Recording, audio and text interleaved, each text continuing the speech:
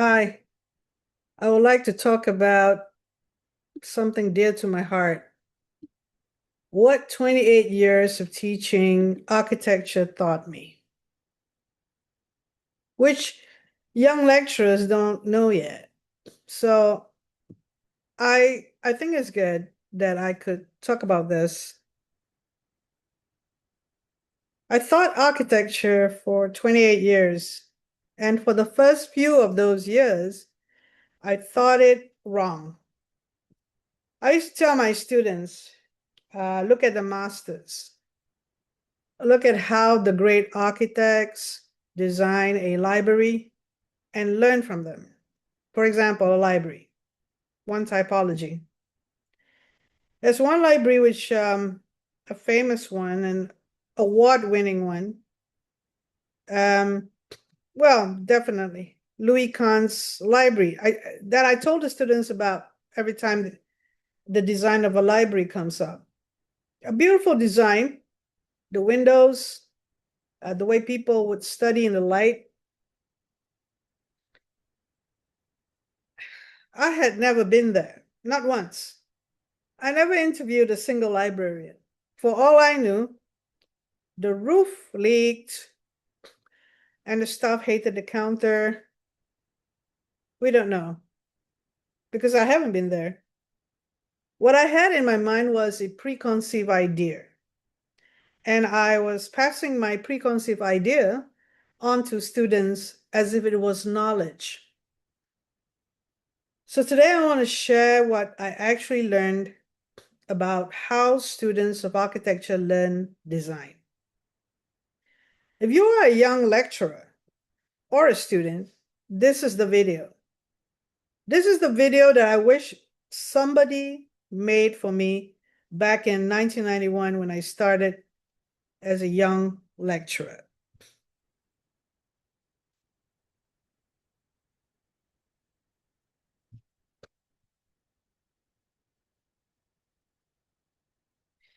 So I started teaching architecture as a young assistant lecturer, and I retired after 28 years in architecture education.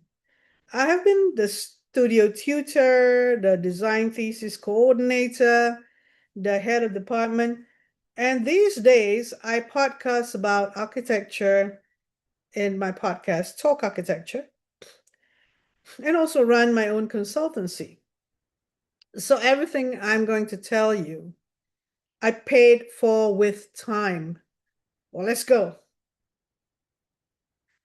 So how do students actually learn design? Firstly, by identifying the problems, not by finding solutions, by identifying the problems. And there are many problems. One is the site specific problems, the context. And the context includes people. I didn't learn about the context include people when I first heard of context or contextual design. And this is crucial. The people who will use the building that you design. Let's say the project is a library. You can learn from the mistakes of previous library designs. Visit them, even the award-winning ones, the ones that you find fascinating. But of course, you need a lot of money to go to America if you're not from there. But there are excellent examples where you're nearby, like for me in Malaysia, I can go to Indonesia or Vietnam. So this, especially the award-winning ones, is important. Interview the librarians, the users, the architect if you can, the cleaners, the workers, all the workers associated with that library. Those case studies become your research, and the research helps you to identify the problems. And the problems go all the way down. The design of the table, the design of the chair, the design of the lighting. Because in a library, you need to read. So what type of lighting? Daylighting? How do you design a place for study near the window? Then the circulation space. How the whole thing is set up so different with a lot of different categories of books sit right on the right shelves, and where the magazine area goes, the counter. There are issues to deal with at the counter, the entrance, and then all the way up. How does the library sit in its neighborhood outside? How does it link to the public transport? So going to the library is different than going to the sports center or going to play basketball with or going to meet up at a cafe. Going to the library is there's an intention of doing something maybe you want to study. So the context is different, the people are different. You can't assume things when you want to design. You need to find out the design problems. So from the chair to the counter to the bus stop, we call these the design problems. You list them out, then there can be 10, 20 of them, and then you work those problems out in your plan. That is how a student learns design, not by copying a shape or a form that you like, by working through problems at every scale, right up to the master planning of the library and how it sits in the neighborhood. Correct. Especially when you do a design thesis. So the next part is about the precedent. Now let me go back to my confession. When I was a young lecturer, almost the first thing I would tell students was look at the precedents, look at the role models, at the architects before you, the grand masters, Le Corbusier, Mies van der Rohe, Frank Lloyd Wright, Louis Kahn. And the library I always had in mind was Louis Kahn's. I found it fascinating how he made those windows, how people would study. In my mind, it was always a good design of a place to study. So, but I never visited that case study. And here is the thing, there could be a lot wrong with that building. If I went there, if I interviewed the librarian, the students, the users, I would find other problems. And what preconceively I thought was a good design may not be in reality a good design at all. This, we call that, is what we call precedent trap. Precedent or precedent, depending on your slang. I'll just use precedents. Precedents are not useless, but a photograph in a magazine tells you nothing about whether the building works. Only the people who use it every day can tell you that.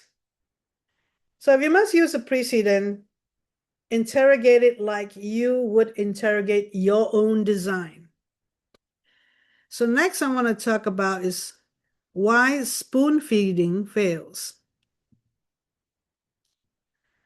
Yes, the word spoon feeding is here now. So why not just give students the solutions? You are the tutor, you know more, it would be faster. Because the student is a different person than you. Spoon feeding students your suggested solutions or asking them to emulate designs is not a good way to teach. But asking them to identify problems leads them to asking questions. And that is the basis of being a critical thinker. Being trained as a critical thinking architect, that is the foundation. From there, students learn to take in diverse knowledge, listening to different viewpoints, reading from different viewpoints. When I talk about context, about interviewing people, you are listening to other people's viewpoints. And the people who use the building give you the best opinions you can get because they expand your design problem. With that knowledge, the student can arrive at the best solution, context specific, not copied from anywhere.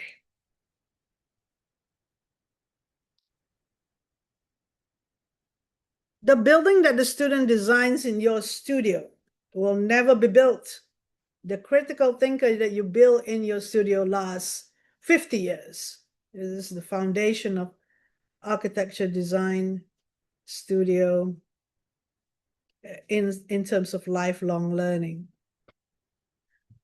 So we go to this question of inside the 20-minute crit. Why the 20-minute crit? It's often that you can't spend too long with a student. 1 hour is too much. What if you have a large number of students to see? 20 minutes is good enough for you to go in deeper and listen to the student as well and get into the project. You need to be the moderator, the facilitator of the crit. So let me take you inside a table crit, a desk crit. You have 24 students, and in one day, the best you can do is about 20 minutes each. That is if you want to see all 24 students, and that is assuming that if all of them wants to see you. So what do you actually do in 20 minutes? So I did talk about these 3 roles in a studio. As a full-time academic, the necessity to be the coach. And then you'll be the consultant as well with your opinion about the design. And then you could also be the expert in a particular area of expertise.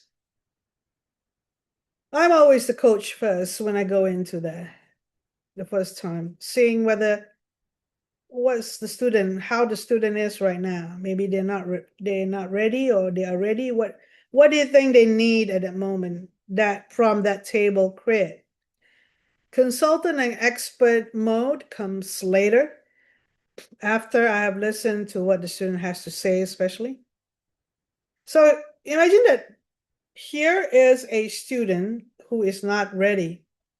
They sit down with some sketches and they don't tell you anything. Even if they did, it is not much for you to, shall we say, comment on. So you look at the sketches. So there are some sketches. They usually draw something. And then you may get interested in them. Often the student has pride, dignity, so they draw something, even though it could be robotic or not a very good sketch, but often I get interested in them.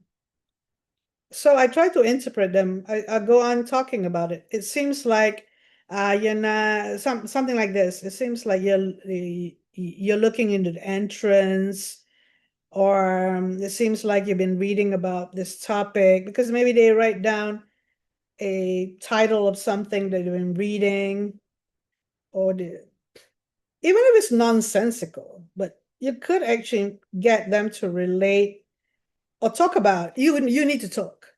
So after about 5 minutes of you rambling on, the student probably wants to say something. They need to be, the students, it'll be very worrying if the students don't say anything at all. That's another issue. But usually they will be saying something. Or maybe they seem exasperated. You can see the reaction of the student as time goes on. So you tell them, okay, why don't you sketch me a plan right now? Come back to me in 10 minutes, 15 minutes, If they're not ready in 10 minutes, you can say, okay, I'll give you another 5. But make sure they're in the studio and not went home or something like that. So after they're done with the sketch, we can talk some more. So with that student, it was only about 10 minutes. Then they will have another 10 minutes later. So when they come back with a plan, now you can talk about the decisions that they made, the way they drew it. You ask, why do you have this here? And this doesn't make sense to me, or what are you trying to do? And so on. And they will explain if they want to explain. But if they didn't explain, they just listen to you, there is another desk crit or table crit a couple of days later. And often they will come up with something. So there you're not ready to perform your expertise. That's more of coaching. You're there to help them along so they can progress. Coach first. Always coach first. So when I work with other people in the studio, other studio tutors who could be visiting tutors, they usually don't have time to coach. They just go right in and talk about the drawing. And sometimes those students will come to me and then I'll do the coaching. So it's teamwork in a studio when it comes to the studio masters or studio tutors team. So what actually lasts,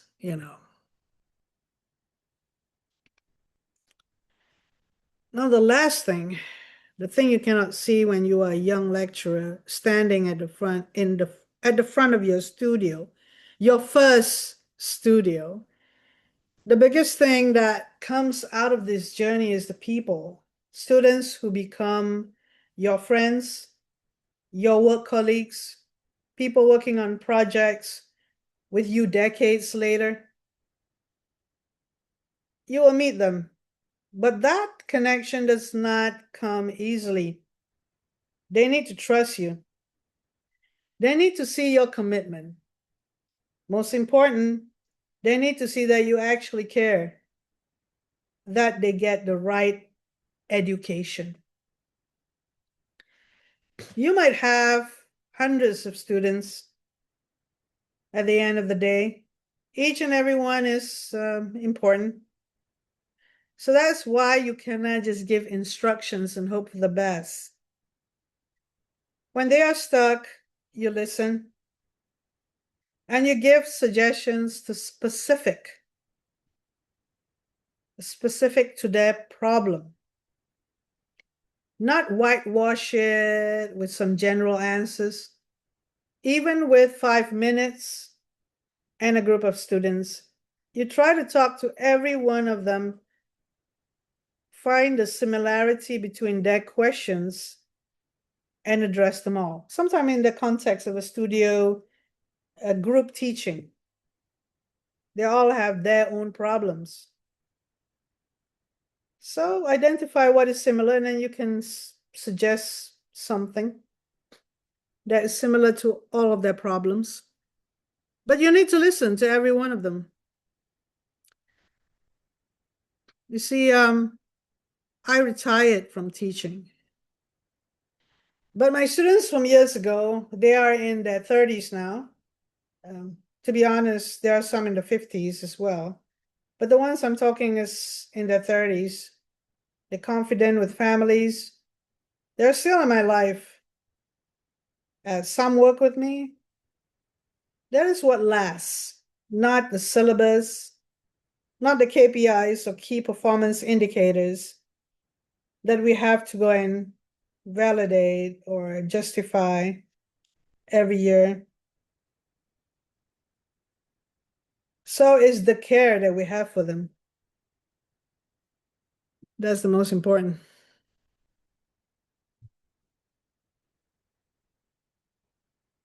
So if you are a young lecturer, teach them to find problems, visit your precedents, coach before you consult, and care about every single one. It took me 28 years to learn this. It took you 10 minutes. If this was useful, subscribe. I share what I've learned from a lifetime in architecture, teaching, and accessibility. And tell me in the comments, what is one thing a mentor did for you that you still remember? I read everything.